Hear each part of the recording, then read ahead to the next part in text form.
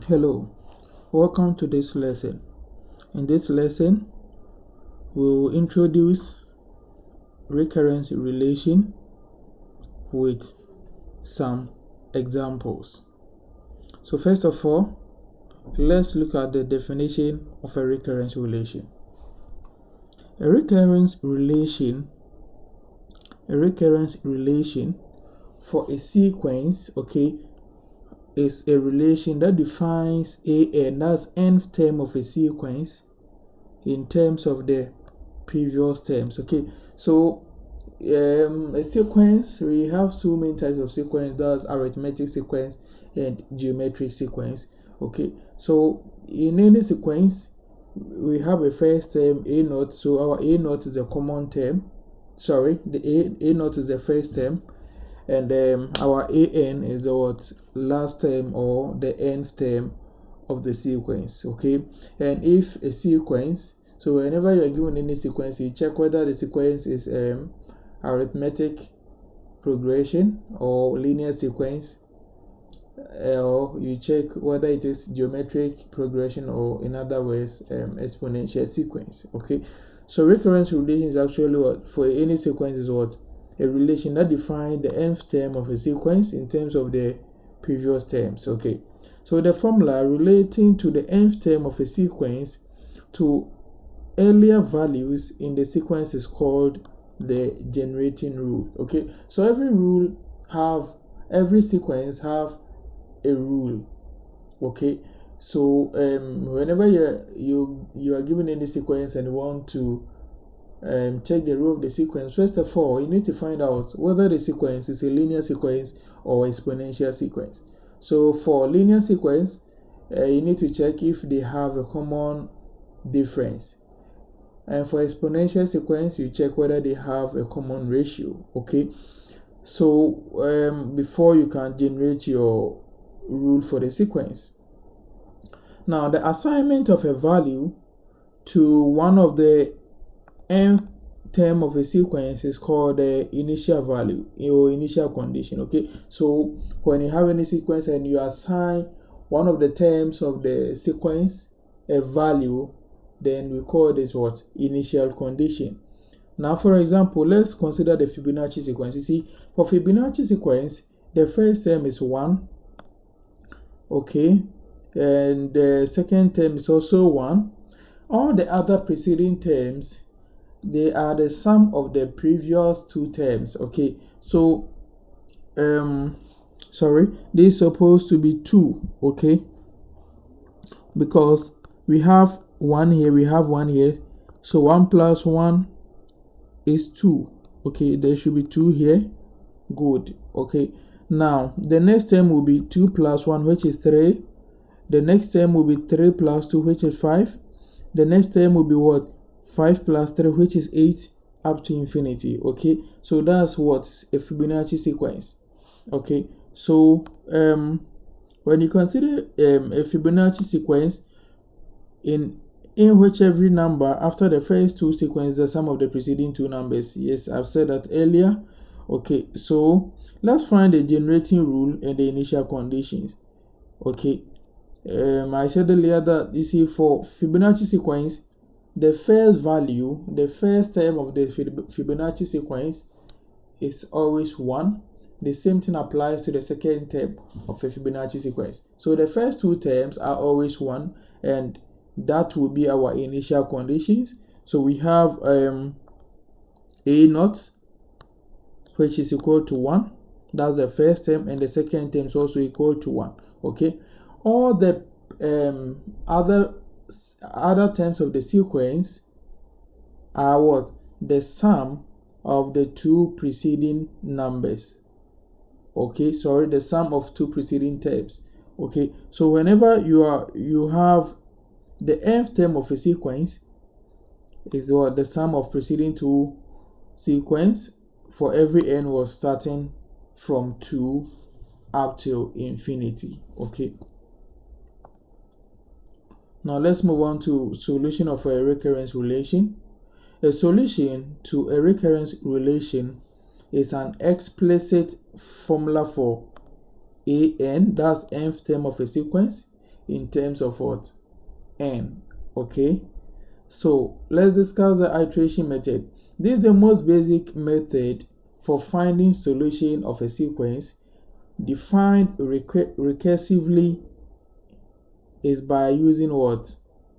Iteration. The most basic method for finding the solution of a sequence defined recursively is by what? Using iteration. So first of all, the iteration method consists of starting with the initial values of the sequence. Okay, these are some of the properties of the iteration method. It consists of what? Starting with the initial values of the sequence. So for any sequence, when you want to use an iteration method, you'll be given an initial condition. Okay. Second, calculate the successive terms of the sequence until a pattern is observed. Okay, so the iteration method what? Calculates the successive terms of the sequence until a pattern is what? Observed. Okay, we'll solve examples, and after these examples you are going to appreciate the topic. Okay, now the next one, you guess an explicit formula for the sequence. Okay, then last of all, you use the mathematical induction to prove its validity. Okay, so after guessing an explicit formula for the sequence, you have to what? Check its validity by using what? Mathematical induction to prove for the rule of the sequence. Okay, so now let's look at some examples. So first of all, we have an initial value problem here. You see our A naught, this is our initial condition. Okay, we have a sequence, this sequence, that's an equals to an minus 1 plus 2 for every n greater than or equal to 1. So first of all, we have our A naught to be 1. Then our A1, it means that n is equal to 1. So A1 will be A subscript 1 minus 1. A1 will be A subscript 1 minus 1 plus 2, which is A naught plus 2. Okay, so our A naught is here, then 2, but don't forget our A naught is what? Given by 1, so our A1 becomes what? 1 plus 2. Our A2 is what? A subscript 2 minus 1 plus 2, which is A1 plus 2, but we know our A1 to be 1 plus 2. So we substitute 1 plus 2 into this. Okay, so in place of A1, we can write 1 plus 2 plus the last term, which is 2. A3 is A subscript 2 plus 2, but we know our A2 to be what? 1 plus 2 plus 2, that's what we have here, plus this 2. Okay, A4 is this. Now let's observe something. Let's consider A naught. You see, A naught is equal to 1, and we can rewrite 1 A naught as 1 plus 2 times 0. Okay, now let's consider A1. A1 is 1 plus 2, and this is the same as, that's 1 plus 2 times 1. Our A2 is 1 plus 2 plus 2, which is the same as 1 plus 2 times 2, because 2 plus 2 is 4, and 2 times 2 is also 4, right? A3 is 1 plus 2 plus 2 plus 2, okay, and it's the same as 1 plus 2 times 3. So now let's consider the subscript. You see, for A naught, the subscript, the first term, the subscript is 0, and when you consider the right hand side is what? 2. The second term is what? The second term 2 is what? Multiplying by 0. When you consider A1, is what? 1 plus 2 times the 1 here. A2 is 1 plus 2 times 2. A3 is 1 plus 2 times 3. So therefore, our nth term of the sequence is going to be 1 plus 2 times n. Okay, 1 plus 2 times n for every n greater than or equal to 1. Now we need to check the validity of this sequence. Okay, so we prove by mathematical induction. Mathematical induction is normally applied on set of natural numbers. Okay, so mathematical induction consists of three main steps. That's the base step, the inductive step, and the conclusion. Okay, so for the base step, you see mathematical natural numbers start from 1. So most of the times you start from 1, but it's not for every question. It depends on the question. For this particular question, n is starting from 1. So we will what? We will start from 1. So we let our n to be equal to 1. Okay. So let's substitute n here. Okay, so when we do that, we get a1 equals to 1 plus 2 times 1. Okay. But don't forget, our a1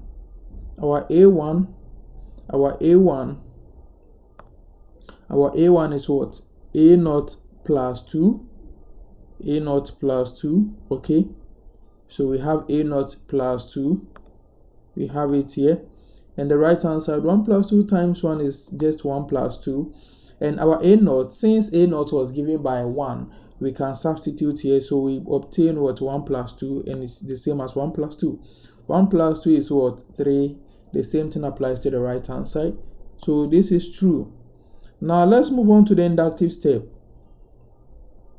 So for the inductive step, you assume number k such that if the kth term of the sequence is true, then the next term, that's k plus 1, is also true. Okay, so if ak, so you just replace the n by k.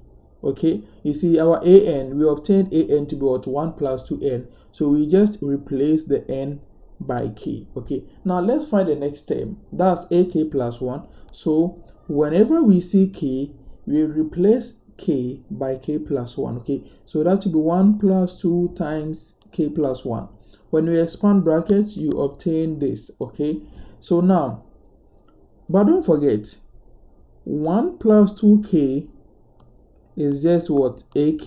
So we can replace the first two terms by ak plus 2. Okay, so therefore our ak plus 1 is ak plus 2.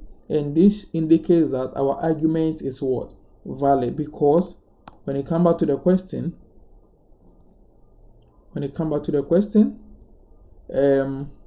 stated that an is equal to an minus 1 plus 2. So ak plus 1 will be ak plus 2.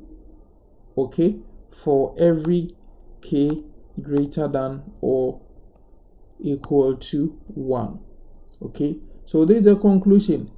You conclude. Okay, then the k plus 1 term, that's ak plus 1, is also true for every k greater than or equal to 1. Let's consider another example. Okay, there is another question here. So this is also an initial value problem, because there is an initial condition, that's a0 equals to 0, and this is a sequence. Okay, so first of all, we have a0 to be 0.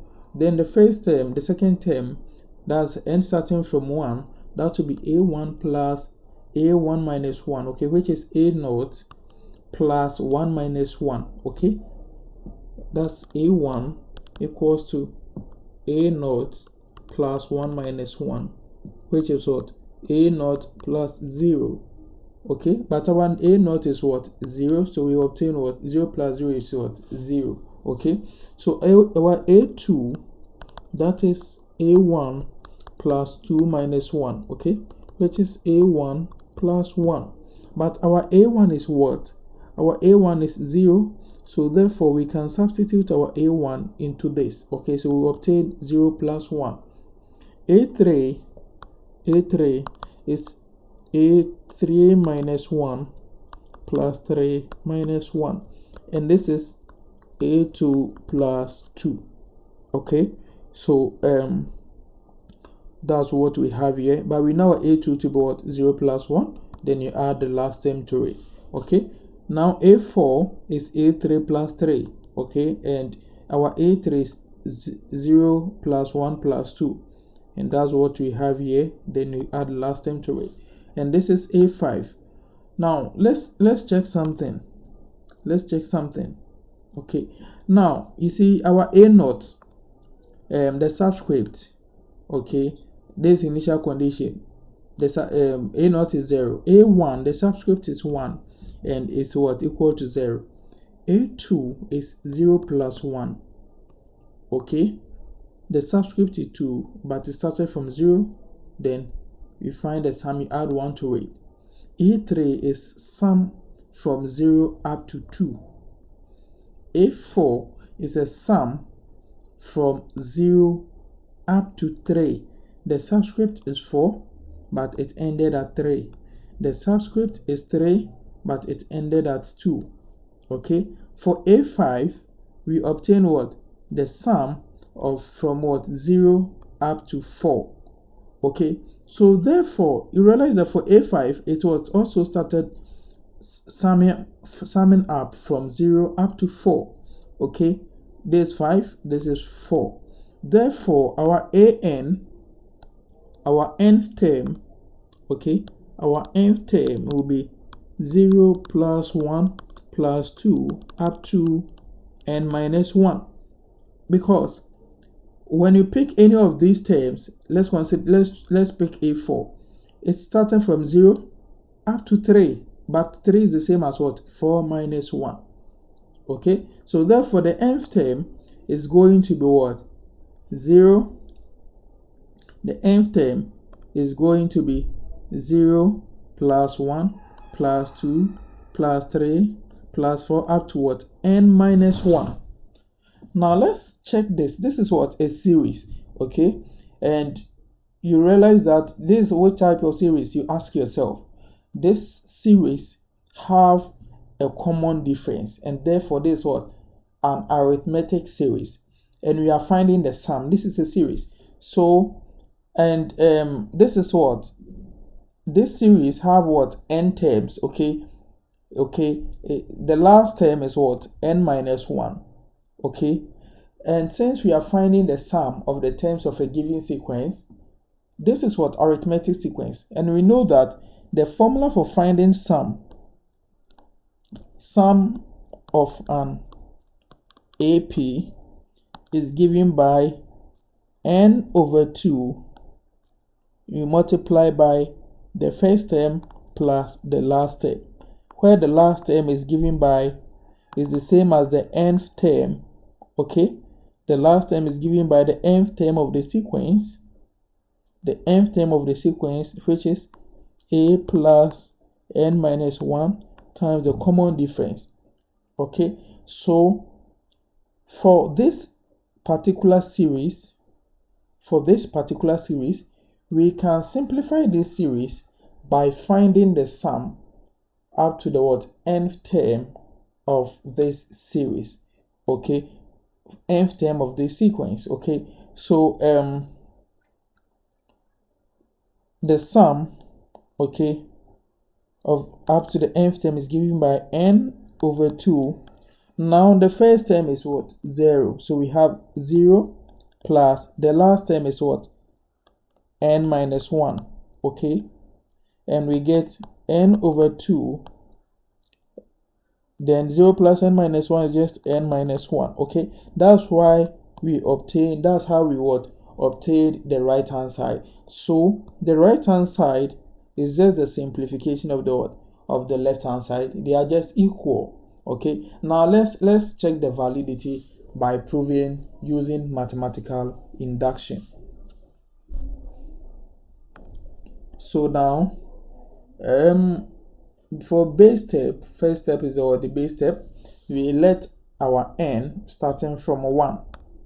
Okay, it was given in the question, so we substitute 1 here and also substitute 1 there. Okay, so when we do that, we get 1 minus 1 equals to what we have on the right hand side, and they are all equal to 0. So we are done with the base step. Okay, so let's move on to the inductive step. On the inductive step, you assume k such that if A of k or A subscript k is true, then the next term, which is A subscript k plus 1, is also true. So here you just replace n by k, since they are all starting from what? From 1. Okay, so we get our ak to be this. So maybe you can name this as your equation 1. Okay, then the ak plus 1 is the next term. So ak plus 1 is just ak, okay, that's 0 up to k minus 1 is ak. Then the next term, so on the next term, you will just replace k by k plus 1, and that one will be k plus 1 minus 1, which is k. And on the right hand side, you replace k by k plus 1, so that will be k plus 1. Then k plus 1 minus 1 gives you k. Okay, so we get the right hand side. Now, we have to show that the left hand side is equal to the right hand side, okay? Now, when you consider ak plus 1, you realize that these terms, the sum from 0 up to k minus 1 is the same as ak, and is the same as what we have on the right hand side, that's k multiplied by k minus 1 divided by 2. So we can replace all these terms by equation 1. Okay, we can replace all these terms in equation 2. Let's choose this one to be our equation 2. So we can just replace these terms, or we can substitute equation 1 into what? Equation 2. Okay, when you do that, we get this plus the last term, which is k. On the right hand side, we simplify the right hand side by what? Finding LCM. Okay, and this is the same as k over 1. So the LCM of 2 and 1 is what? Is 2. This 2 goes into 2, 1. Then you multiply by the numerator, that's k times k minus 1. Then 1 goes into 2, 2 times k, which is 2k. Okay, then we have this. Now, when you expand bracket, that will be k squared minus k plus 2k, and minus k plus k, they are like terms, and that's what k. So you obtain k squared plus k divided by 2 equals to the right hand side. And you can, when you factorize k out, you realize that the left hand side now becomes the right hand side. Okay, so this shows that our sequence is what? Valid. Thank you.